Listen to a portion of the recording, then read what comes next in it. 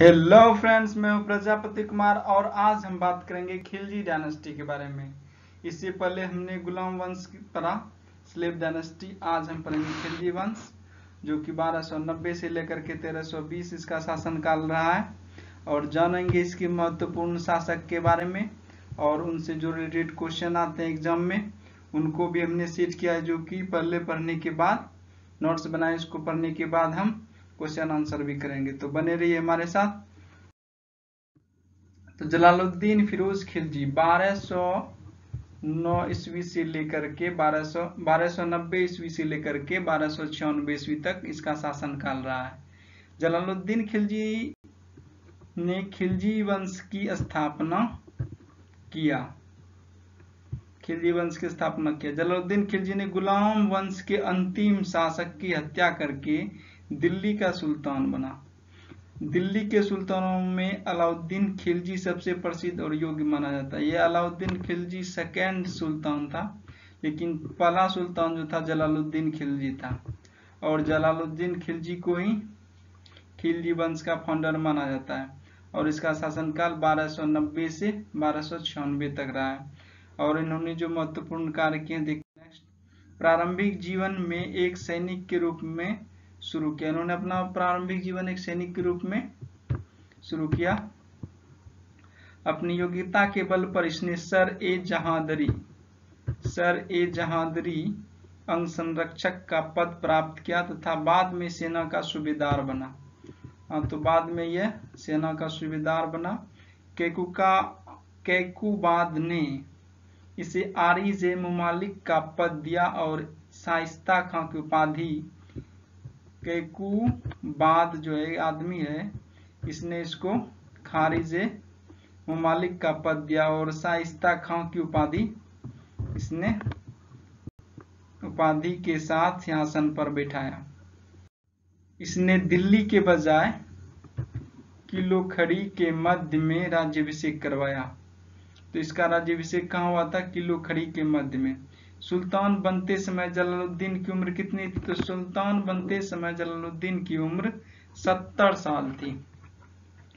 दिल्ली का वह पहला सुल्तान था जिसकी आंतरिक नीति दूसरों को प्रसन्न करने की सिद्धांत पर थी। तो दूसरों को प्रसन्न करने के सिद्धांत पर थी।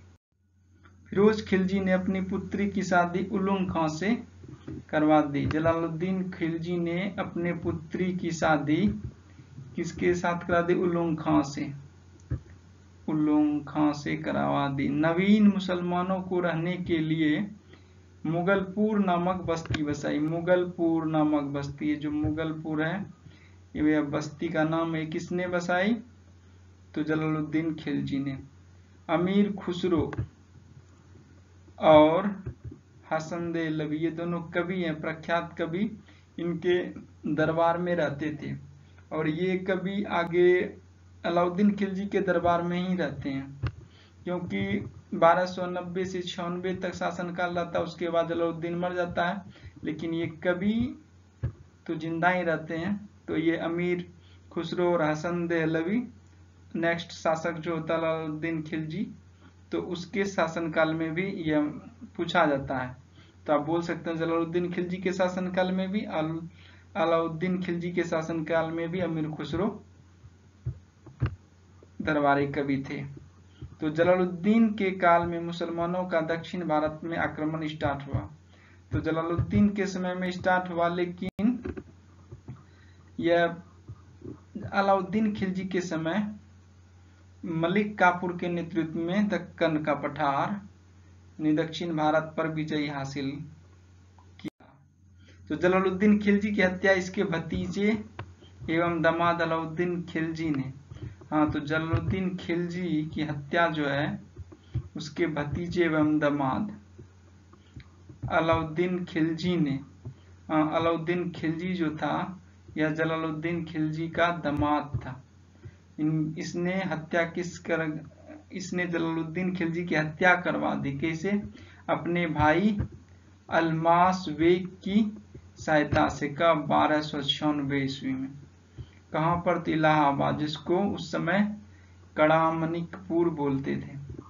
इससे जिसे बाद में उलुग खां की उपाधि से विभूषित किया गया और बाद में उलुग खां की उपाधि से विभूषित किया। इस प्रकार अलाउद्दीन खिलजी ने चाचा की हत्या कर दिल्ली के तख्त पर 22 अक्टूबर 1996 को बलबन के लाल महल में, तो अलाउद्दीन खिलजी ने अपना राज्याभिषेक कहाँ करवाया? 22 अक्टूबर 1296 को कहाँ? बलबन के लाल महल में। नेक्स्ट देखते हैं अलाउद्दीन खिलजी, जो कि दूसरा खिलजी डायनेस्टी का शासक है और यह सबसे महत्वपूर्ण शासक है। इससे क्वेश्चन आते ही आते हैं। आप अलाउद्दीन खिलजी के बारे में जानिए। दिल्ली सल्तनत के खिलजी वंश का दूसरा शासक था। इसका साम्राज्य अफगानिस्तान से लेकर के उत्तर मध्य भारत तक फैला था। तो अफगानिस्तान से मध्य भारत तक और बाद में यह दक्षिण भारत तक भी फैल जाता है। इसके बाद इतना बड़ा साम्राज्य, इतना बड़ा भारतीय साम्राज्य अगले 300 साल तक किसी के पास नहीं होता है। आगे आएगा Tughlaq dynasty, Syed dynasty, Lodhi dynasty, उनमें भी इतना बड़ा साम्राज्य नहीं होगा जितना कि अलाउद्दीन खिलजी ने अपना बड़ा साम्राज्य स्थापित किया। तो यह पहला शासक बनता है जो इतना बड़ा साम्राज्य स्थापित कर पाता है। नेक्स्ट देखते हैं, ये देखिए मैप है। ये पहला जो शासन था कि अफगानिस्तान से लेकर के ये अफगानिस्तान, पाकिस्तान, ये अफगानिस्तान का बॉर्डर दिख रहे हैं उधर, ये पाकिस्तान और इंडिया और कोलकाता यहाँ बंगाल, बे ऑफ बंगाल से लेकर के पहले मैप में और 1290 से 1320 खिलजी डायनेस्टी का मैप है। तो ये अफगानिस्तान से लेकर के यहाँ पश्चिम बंगाल तक और गुजरात तक इनका शासन था। मध्य भारत गंगा प्लेन के, ये गंगा, यमुना, दिल्ली सब इसके साम्राज्य के अंतर्गत आता। बाद में मलिक काफूर के नेतृत्व में अलाउद्दीन खिलजी का साम्राज्य दक्षिण भारत तक यहाँ तक फैल जाता है। हालांकि इधर से घटता है अफगानिस्तान की ओर से और इधर से पश्चिम बंगाल की ओर से और दक्षिण भारत तक पहुंच जाता है। तो मलिक काफूर से रिलेटेड क्वेश्चन आते हैं कि दक्षिण भारत में विजय किसने हासिल करने में किसका हाथ रहा है? तो मलिक काफूर अलाउद्दीन खिलजी का बहुत फेमस प्रसिद्ध सेनापति था। इसने दक्षिण भारत विजय हासिल करने में काफी मदद की। अलाउद्दीन खिलजी के शासनकाल के प्रारंभिक वर्षों के दौरान मंगोलों ने कई बार दिल्ली सल्तनत पर आक्रमण किया। तो मंगोलों ने आक्रमण किया कई बार दिल्ली सल्तनत पर। तो उससे बचने के लिए अलाउद्दीन ने मंगोलों से निपटने के लिए बलबन जो था, जो गुलाम वंश में हम लोगों ने पढ़ा है, आपने नहीं देखा तो एक वीडियो है मेरा गुलाम वंश का, वो पढ़ लीजिएगा। उसमें बलबन आता है। उसने लौह और रक्त की नीति अपनाई, बहुत ज्यादा खून खराबा वाली नीति अपनाई उससे निपटने के लिए, मंगोलों से निपटने के लिए। तो दिल्ली की रक्षा के लिए दीवार की स्थापना किया। उसने दीवार की स्थापना की और मंगोलों के मार्ग पर स्थित पुराने किले का मरम्मत करवाया। पुराना किला जितना था उसका मरम्मत करवाया और दीवार की स्थापना भी की। उसने सेना में सैनिकों की संख्या में बढ़ोतरी की। सैनिकों की संख्या में क्या की? बढ़ोतरी की। और उसने अपने विश्वसनीय कमांडर को सेना में उच्च पदों पर नियुक्त किया। विश्वसनीय कमांडर को सेना में उच्च पद पर नियुक्त किया गया था, जिसमें उत्तर पश्चिम भारत में स्थित सैन्य टुकड़ी, उत्तर पश्चिम पाकिस्तान अफगानिस्तान के बॉर्डर के पास के सेनापति के रूप में नियुक्त किया। तो गाजी मलिक बाद में सुल्तान गयासुद्दीन तुगलक के नाम से भी प्रसिद्ध होता है। कौन? गाजी मलिक। पश्चिम भारत में सैन्य टुकड़ी के सेनापति कौन थे? गाजी मलिक नाम था सेनापति का, और जो आगे चल करके गयासुद्दीन तुगलक के नाम से प्रसिद्ध होता है। जानते हैं कि अलाउद्दीन खिलजी के प्रशासनिक सुधार और प्रयोग, ये एग्जाम में बहुत बार पूछा जाता है कि उसने प्रशासनिक सुधार में क्या क्या चेंजेस लाए थे। तो जानते हैं, दिल्ली और उसके पड़ोसी इलाकों में शराब, शराब की बात चल रही है, शराब और नशीले पदार्थों की बिक्री और उपयोग पर रोक लगाई गई और सुल्तान ने खुद भी पीना छोड़ दिया और शराब और नशीले पदार्थों पर बिक्री लगा दी। अलाउद्दीन खिलजी ने बिना अनुमति के अमीरों के बीच पार्टियां, विवाह संबंधी आयोजनों पर प्रतिबंध लगा दिया था। तो बिना परमिशन के पार्टी और शादी संबंध में अनुमति नहीं था, अमीरों के बीच पार्टी और विवाह संबंधी आयोजन पर प्रतिबंध लगा दिया था। अलाउद्दीन खिलजी ने कई जागीरों और संपत्तियों को जब्त कर लिया था। उसके मालिकों को पेंशन और भत्ते पर रोक लगा दी थी। इसके अलावा उसके शासनकाल में राज्य द्वारा दिए जाने वाले सभी धार्मिक अनुदान, धार्मिक अनुदान मतलब सरकार की ओर से कुछ हेल्प, कुछ मदद, वो सारे इन्होंने बंद करवा दी। भूमि अनुदान भी और धार्मिक अनुदान, सब तरह के अनुदान इन्होंने अपने शासनकाल में रद्द कर दिए। तो सरकार की तरफ से कोई सहायता इन्होंने नहीं दिया। अलाउद्दीन खिलजी का राजस्व, कृषि सुधार, उसने कृषि के सुधार में क्या क्या कार्य किया। उसने अपने पूरे साम्राज्य में मसालों का एक नेटवर्क स्थापित किया। मसालों का नेटवर्क स्थापित किया। उसका पहला राजस्व नियमन जबाइता, खेती योग्य भूमि के माप से संबंधित था। इसके तहत खेती योग्य भूमि के माप के लिए बिस्वा जो है यह मानक इकाई घोषित की। किस लिए? जमीन मापने की जो मानक इकाई थी, इसको बिस्वा को मानक इकाई घोषित किया गया था। गंगा और यमुना के बीच के क्षेत्र अर्थात दोआब, गंगा और यमुना के बीच के क्षेत्र को दोआब कहते हैं। में पैमास, माप के आधार पर उत्पादन के आधे हिस्से पर भू राजस्व खराज निर्धारित किया जाता था। भू राजस्व को खराज बोला जाता था और पैमास को माप। दोआब में माप के आधार पर उत्पाद आधे हिस्से पर भू राजस्व निर्धारित किया गया था। भू राजस्व संग्राहक का क्रम इस प्रकार था: राय, राणा, रावत शीर्ष स्तर पर, और खूट, मुकदम, चौधरी ग्रामीण स्तर पर। आवास कर और चरागा कर भी लगाए गए थे। तो अलाउद्दीन खिलजी ने इस तरह के विभिन्न प्रकार के कर लगाए गए थे। उनमें से प्रमुख कर थे राय, राणा, रावत जो शीर्ष स्तर पे थे, और ग्रामीण स्तर पर खूट, मुकदम, चौधरी ग्रामीण स्तर पर। आवास कर था, घड़ी और चरागा कर, चराई भी लगाए गए थे। भूमि राजस्व नगद में वसूल किया जाता था और भूमि का जो राजस्व था वह नगद में वसूल किया जाता था। तो यह पहला सुल्तान था जिन्होंने राजस्व नगद में वसूल स्टार्ट किया था। तो अलाउद्दीन खिलजी ने एक नए राजस्व विभाग, तो अलाउद्दीन खिलजी ने जो एक नए राजस्व विभाग की स्थापना किया, उसका नाम था दीवान मुस्तखराज की स्थापना की।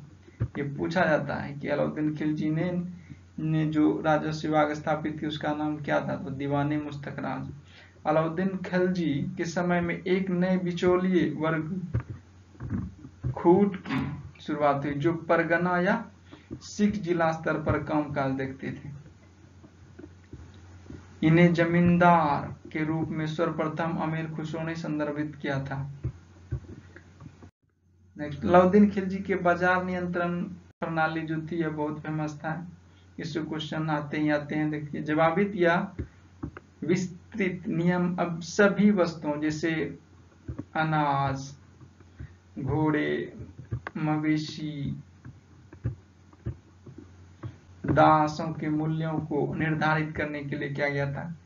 तो अलाउद्दीन खिलजी ने बाजार के सभी वस्तुओं के दामों को फिक्स कर दिया था। उसने अनाज, महंगे कपड़े, घोड़े, दास और मवेशी के लिए दिल्ली में 3 अलग अलग बाजार स्थापित किए थे। सबके लिए अलग अलग जो बाजार स्थापित किए थे, 3 अलग अलग बाजार स्थापित किए थे। तो बाजार को 2 अधिकारियों, दीवान रियासत और सायना मंडी द्वारा नियंत्रित किया जाता था। बाजार को नियंत्रित करने के लिए 2 अधिकारी थे, दीवान रियासत और सायना मंडी द्वारा नियंत्रित किया जाता था। घोड़ों को सीधे सैन्य विभाग दीवान अर्ज में बेचा जाता था। जो घोड़ों का मार्केट था वो कहलाता दीवान अर्ज, और जो सिंपल मार्केट था दीवान रियासत। बाजार के 2 अधिकारियों को कहा जाता दीवान रियासत और सायना मंडी, और घोड़े के सैन्य विभाग को दीवान अर्ज में बेचा जाता था। अलाउद्दीन खिलजी के शासनकाल में राज्य सरकार द्वारा स्थापित गोदामों में अनाजों का भंडारण किया गया था और अकाल या पूर्ति की कमी के दरों से लोगों में बांटा जाता था। तो हम बोल सकते हैं कि यहाँ पर अनाज वितरण प्रणाली इसके पास बहुत अच्छा था। यहाँ पर अकाल के समय इसने अकाल से बचने के लिए इन्होंने अनाज का भंडारण भी करना शुरू किया था। तो ये इम्पोर्टेंट था। अलाउद्दीन खिलजी के सैन्य सुधार, इन्होंने सैनिक में क्या क्या सुधार किए? नगद के रूप में इन्होंने भू राजस्व कर संग्रह ग्रहण करने के कारण भू राजस्व संग्रह जो लेता था ये नगद में लेता था। तो इसके कारण अलाउद्दीन खिलजी ने सैनिकों को नगद में वेतन की भुगतान शुरुआत की। तो अब नगद में जब ये टैक्स लेते थे तो अब सैनिकों को इसने नगद में वेतन स्टार्ट कर दिया देना। अलाउद्दीन खिलजी के शासनकाल में सैनिकों की सीधी भर्ती कौन करता था? अर्ज ए ममालिक। ये जो सैनिकों की भर्ती करता था इसको बोला था अर्ज ए ममालिक द्वारा की जाती थी। बलबन की तरह अलाउद्दीन खिलजी ने उत्तर पश्चिमी सीमा पर कई किलों का निर्माण करवाया और पुराने किलों की मरम्मत करवाई। तो बलबन की तरह बलबन ने भी पश्चिमी सीमा पर कई किलों का निर्माण करवाया था, क्योंकि पश्चिमी सीमा जो कि अफगानिस्तान और पाकिस्तान है अभी, उस साइड से ही भारत पर आक्रमण हुआ करते, जैसे मंगोल आक्रमण। तो उससे बचने के लिए उन्होंने कई किले का निर्माण कराया और जो भी पुराना किला था उसको मरम्मत किया। अलाउद्दीन खिलजी ने, ये क्वेश्चन है पूरा, अलाउद्दीन खिलजी ने दाग, घोड़ों को जो था ब्रांडिंग, घोड़ों को ब्रांडिंग दिया जाता था कि दाग दिया जाता था कि उससे पता चलता था कि यह घोड़ा अलाउद्दीन खिलजी के सैनिक का है। तो उस तरह से घोड़ों की ब्रांडिंग और हुलिया या चेहरे सैनिकों का अलग अलग भूमिका प्रणाली की शुरुआत की। तो ये क्वेश्चन आता है घोड़ों का दाग या घोड़ों का ब्रांडिंग किससे रिलेटेड था? तो अलाउद्दीन खिलजी ने अपने शासनकाल में सैन्य सुधार किया। तो उसने सैनिकों के लिए 3 श्रेणियां शुरुआत की। सैनिकों के लिए 3 श्रेणी, कौन कौन सा? एक हुआ पैदल सैनिक, एक घोड़े वाला सैनिक, और होता है कि 2 घोड़े वाला सैनिक। तो इसको 2 घोड़े वाले सैनिक को 2 अस्पा, 1 घोड़े वाले सैनिक को 1 अस्पा। तो देखते हैं नेक्स्ट, कला और संस्कृति में अलाउद्दीन खिलजी के योगदान। और कला और संस्कृति में भी इसका कुछ योगदान रहा है। हालांकि अलाउद्दीन अशिक्षित था, अलाउद्दीन के साथ अशिक्षित, उसने शिक्षा ग्रहण नहीं किया था, लेकिन वह कला और संस्कृति का महान संरक्षक था। मतलब माना जाता है कि उसने कला और संस्कृति का महान संरक्षक था। अमीर खुसरो और मीर हसन दहलवी, जो कि आपने देखा था जलालुद्दीन के शासनकाल में, ये अलाउद्दीन के शासनकाल में भी है। तो अमीर खुसरो और मीर हसन दहलवी दोनों को अलाउद्दीन खिलजी ने संरक्षण प्रदान किया।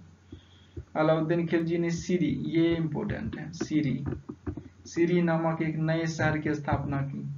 अलाउद्दीन ने सीरी नामक शहर की स्थापना की, जबकि जलालुद्दीन ने मुगलपुर नामक बस्ती की स्थापना किया और कुतुबी मस्जिद का विस्तार किया। अलाउद्दीन खिलजी ने एक मस्जिद बनाई, कुतुबी मस्जिद का विस्तार किया और उसके अंदर एक प्रवेश द्वार का निर्माण करवाया। उसने निजामुद्दीन औलिया की दरगाह परिसर में जमात खाना मस्जिद हाँ, जमात खाना मस्जिद है। और कुतुब मीनार के नजदीक अलाई दरवाजा, कुतुब मीनार के नजदीक जो अलाई दरवाजा उसका निर्माण किसने करवाया? अलाउद्दीन खिलजी ने। उसने कुतुब मीनार के निकट अलाई मीनार का निर्माण शुरू किया, लेकिन उन्हें पूरा नहीं करवा सका। उसके कमांडर मलिक काफूर ने उसकी सत्ता हथियाने के लालच में उसे मार डाला 1306 ईस्वी में।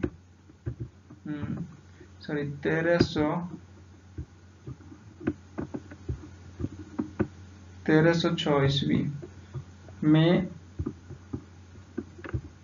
पता नहीं, मुझे याद नहीं आ रहा। उसने कमांडर मलिक काफूर ने उसकी सत्ता हथियाने के लालच में, उसकी मृत्यु हो जाती है। मलिक काफूर उसके जो कि सेनापति थे और बहुत सक्सेसफुल रहा, जो कि दक्षिण भारत को विजय हासिल करवाने में। तो देखते हैं इससे रिलेटेड कुछ क्वेश्चन है सेट के हैं, उसको लगाते हैं। तो गुलाम वंश की समाप्ति के बाद किस वंश की स्थापना हुई? तो गुलाम वंश की समाप्ति के बाद खिलजी वंश, तुगलक वंश, सैयद वंश, लोदी वंश। तो खिलजी वंश। अलाई दरवाजा का निर्माण किसने करवाया था? जलालुद्दीन खिलजी, अलाउद्दीन खिलजी, कुतुबुद्दीन ऐबक, इल्तुतमिश। तो अलाई दरवाजा का निर्माण अलाउद्दीन खिलजी ने करवाया था। अमीर खुसरो किस सुल्तान के दरबारी कवि थे? सिकंदर लोदी, अलाउद्दीन खिलजी, कुतुबुद्दीन ऐबक, इल्तुतमिश।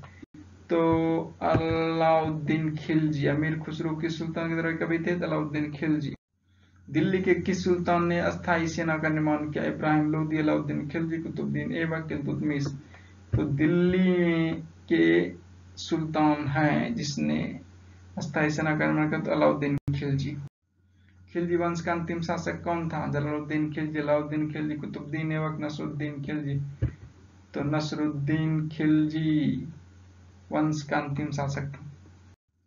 दिल्ली के किस सुल्तान ने सेना को नगद वेतन की प्रणाली शुरू की? नगद वेतन की प्रणाली इब्राहिम लोदी, अलाउद्दीन खिलजी, कुतुबुद्दीन ऐबक, इल्तुतमिश। तो अलाउद्दीन खिलजी। निम्न में कौन सा शासनकाल अलाउद्दीन खिलजी का है? 1290 से 1320, 1296 से 1316, 1206 से 1290, 1306 से 1320। तो यहाँ पर 1296 से 1316 अलाउद्दीन खिलजी। अलाउद्दीन खिलजी का शासनकाल कितने वर्षों तक रहा? 10 वर्ष, 20 वर्ष, 30 वर्ष, 40 वर्ष। तो अलाउद्दीन खिलजी का शासनकाल 20 वर्ष तक रहा। अलाउद्दीन खिलजी के सुधारों में सम्मिलित नहीं था। सेना का केंद्रीकरण, भूमि के क्षेत्रफल पर राजस्व, बाजार नियंत्रण व्यवस्था, राशनिंग व्यवस्था। तो भूमि के क्षेत्रफल पर राजस्व, ये उसके सुधारों में से नहीं था। सेना का केंद्रीकरण किया उसने, बाजार नियंत्रण और फूड डिस्ट्रीब्यूशन, राशनिंग व्यवस्था भी उन्होंने अच्छी कर दिया था। अलाउद्दीन खिलजी के किस सेनापति ने दक्षिण भारत में विजय हासिल किया? तो मलिक काफूर, अमीर खुसरो, बलबन, इल्तुतमिश। तो ये होगा मलिक काफूर। अलाउद्दीन खिलजी ने किस नगर की स्थापना की? आगरा, सीरी, जौनपुर, इलाहाबाद। तो अलाउद्दीन खिलजी ने सीरी नगर की स्थापना की। दिल्ली सल्तनत के कौन सा वंश का कार्यकाल सबसे कम रहा है? गुलाम वंश, तुगलक वंश, खिलजी वंश, लोदी वंश। तो दिल्ली सल्तनत में खिलजी वंश का शासनकाल सबसे कम रहा है। मुगलपुर नामक बस्ती किसने बसाई थी? अलाउद्दीन खिलजी, जलालुद्दीन खिलजी, मलिक काफूर, नसरुद्दीन खिलजी। तो मुगलपुर नामक बस्ती जलालुद्दीन खिलजी ने बसाई थी। दिल्ली सल्तनत के सबसे ज्यादा शासनकाल किस वंश का रहा? गुलाम वंश, तुगलक वंश, खिलजी वंश, लोदी वंश। तो दिल्ली सल्तनत के सबसे ज्यादा शासनकाल रहा तुगलक वंश का। खिलजी वंश की स्थापना किसने किया था? जलालुद्दीन खिलजी, अलाउद्दीन खिलजी, मलिक काफूर, नसरुद्दीन खिलजी। तो खिलजी वंश की स्थापना जलालुद्दीन खिलजी ने 1290 ईस्वी में किया था। Thanks for watching. आपको अच्छा लगा तो सब्सक्राइब करिए और मेरे चैनल को देखिए, कितने वीडियो हैं, इम्पोर्टेंट वीडियो हैं, आप उसको वहाँ पर जा करके देख सकते हैं। Thanks for watching.